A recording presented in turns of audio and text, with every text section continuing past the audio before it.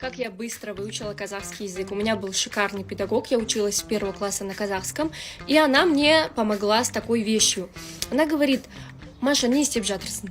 И я не знала, как будет слово задание, допустим, а мне нужно сказать: я делаю задание.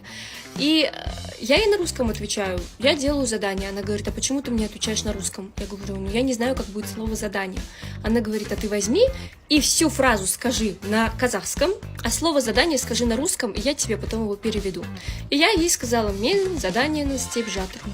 И она говорит: молодец, на казахском задании будет тапсырма, а теперь давай на казахском. Мен тапсырманы істеп жатырмын. И говорит: понимаешь, главное хотя бы основное сказать на казахском, можешь добавить русское слово, не стесняйся, но потом обязательно его переведи и в следующий раз уже говори полностью целиком казахскую фразу. Мне это очень помогло, и до сих пор слова некоторые я не знаю, я так и делаю и перевожу потом в гугле.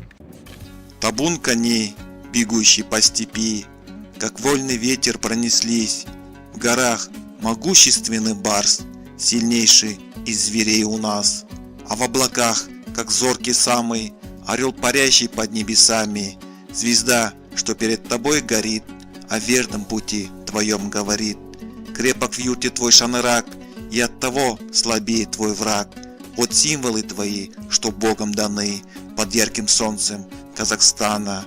Величественный наш народ, нет равных в доброте его. Ты пой и радуйся, страна, такая в мире, ты одна.